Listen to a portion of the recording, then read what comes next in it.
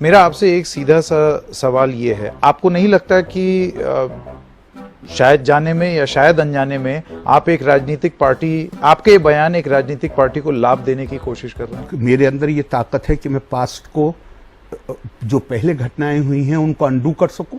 आपके अंदर है ये ताकत? नहीं, ताकत किसी में नहीं है, लेकिन उन बातों का मैं इस वक्त दोहराना, भाई उन ये बातों का इस वक्त दोहराना, मेरे भाई आज आपका ये साक्षात्कार, सकता है क्योंकि ये बयान आपके हैं। भाई तो ये बयान तो मेरे बहुत पुराने हैं। बड़ा अजीब सवाल है आपका। नहीं, सवाल तो ये देखिए राजनीतिक सवाल है। ये बिल्कुल राजनीतिक सवाल नहीं है। क्या आपके इस बयान से किसी एक राजनीतिक दल को फायदा होता आपको नहीं दिख रहा है? उनका कहना था कि आरिफ मोहम्मद खान साहब जो हैं वो कांग्रेस के बाद वो कई और राजनीतिक दल में भी गए, भारतीय जनता पार्टी से भी उनका एक एसोसिएशन रहा, तो हो सकता है, तो इसीलिए मैं आपसे सवाल पूछ रहा हूं, हो सकता है कि अब आज की डेट में ये बयान इसलिए आया है ताकि भारतीय जनता पार्टी उससे लाभान्वित हो। मैंने तो नहीं दिया आज की तारीख में ये बयान। आज मैं ये कह दूं कि मैंने ये बात 8 साल पहले नहीं कही थी, मैं ये कह दूं कि मैंने 14 साल पहले ये बात नहीं कही थी। और दूसरा सवाल, बार बार ये सवाल उठाएगा, if Muslim men are going to be sent to jail for leaving their wives, why not non-Muslims? ये selective application कैसे हो सकता है लॉ का? ये आप तो अपनी कल्पना का इस्तेमाल कर रही है ना, आपका पूरा हाइपोथेसिस है। मैं तो लॉ की बात कर रही हूँ। मैं आपसे बात कर रहा हूँ जो ग्राउंड पे हो रहा है। मैं आ तो रहा हूँ। पिछले 8 महीने में एक भी केस नहीं हुआ अबेंडनमेंट का। मैं आपकी बात कैसे मान लूं? फिर दूसरी बात आप कह रही हैं कि मुसलमान को 3 साल के लिए जेल भेजा जाएगा, हिंदू को नहीं भेजा। हिंदू के यहां 3 तलाक है।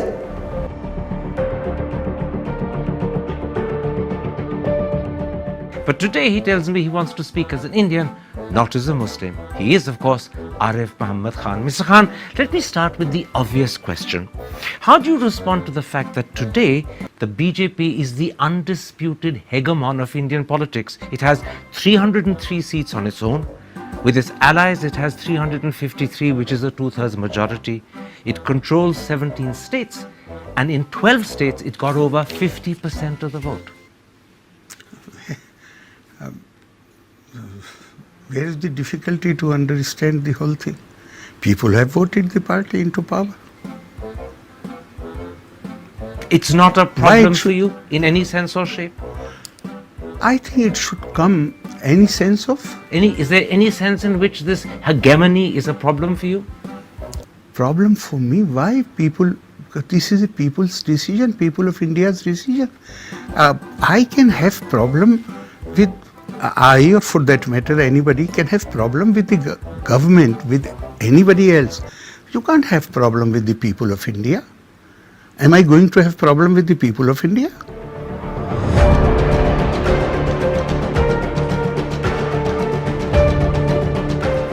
लेकिन आप नदवा की बात सुने, आप बरेली की बात सुने, वो तो कहते हैं कि देखिए कितना मुश्किल है मुसलमान के लिए यहाँ रहना, कितनी तकलीफ में रह रहा है वो। अब वो तो उसका तो मैं कैसे उनकी बात का जवाब दूंगा। मैं उनसे सिर्फ यही कहूंगा कि थोड़े से दिन जरा पाकिस्तान जाके रह के देखिए, जहां हर जुमे को जहां हर जुमे को मस्जिदों में बम चलते हैं। थोड़े से दिन सीरिया जाके रह के रहने की कोशिश करिए, थोड़े दिन यमन जाके रहने की कोशिश करिए, फिर आपको अंदाजा लगेगा कि आप कहां रह रहे हैं।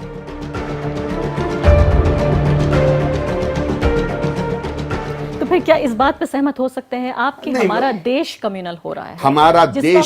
हमारा देश कम्युनल नहीं हो रहा जब तक वो लोग जो एक खास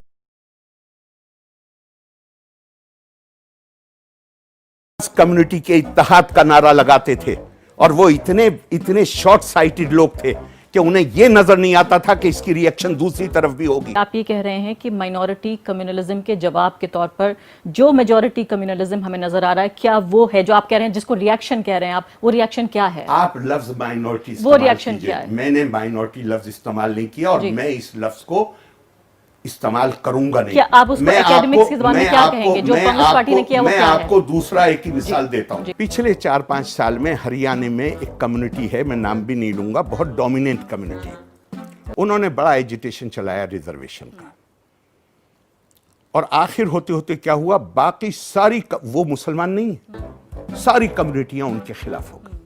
ये अकेले जिसे आप माइनॉरिटी कह रही हैं उसके खिलाफ नहीं है। जो कोई भी अपनी 1.5 ईंट की दीवार खड़ी करने की कोशिश करेगा, आज मुल्क में वो माहौल बन गया है कि अलगाववाद की बात जो कोई भी करेगा, चाहे वो इस मजहब का हो उस मजहब का हो, सारे लोग इकट्ठे होकर उसके खिलाफ रहेंगे।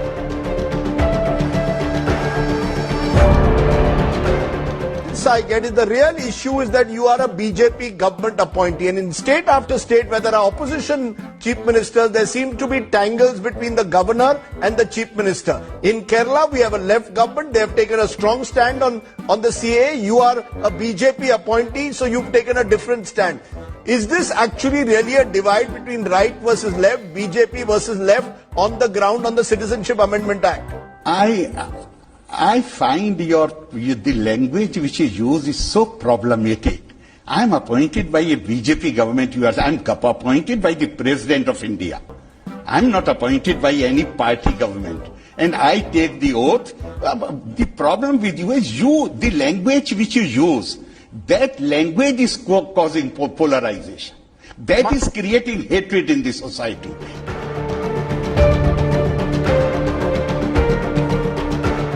तो अभी जो आपका ये कहना है कि ये जो भी तथाकथित प्रतिनिधिक जो रहनुमा बने हुए हैं मुसलमानों के, और जो बात करें, जो बातें बार बार उठाई जा रही हैं आजकल के, सेकुलरिज्म खतरे में है, सांप्रदायिकता बढ़ गई है, हिंदू राष्ट्र हो जाएगा, ये एक डराने का माहौल जो चल रहा था उसी को आगे बढ़ाना चाहते हैं। ये कोई नया नहीं है मामला, ये कब से चल रहा है। ये देश का विभाजन किस आधार पर हुआ था?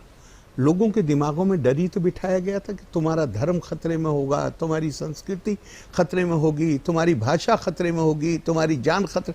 हमें देश का विभाजन हो गया। आदतें इतनी आसानी से नहीं बदलती। आप कह रहे हैं कि अभी कोई ऐसा खतरा नहीं है, ये केवल एक फोबिया जो है, डर फैलाया मैं तो दूसरी बात कहता हूँ, अगर खतरा भी है, थोड़ी देर के लिए मानिए है खतरा, तो मैं हिंदुस्तानी हूँ ना, मैं क्या करूँ? खतरा है कि नहीं, मैं उनकी आप बैठे हुए हैं, हम बैठे हुए, क्या खतरा है? लेकिन मैं थोड़ी देर के लिए उनकी बात मानता हूं कि खतरा है। तो खतरे में आप करना क्या चाहते हैं वो तो बता दीजिए मुझे।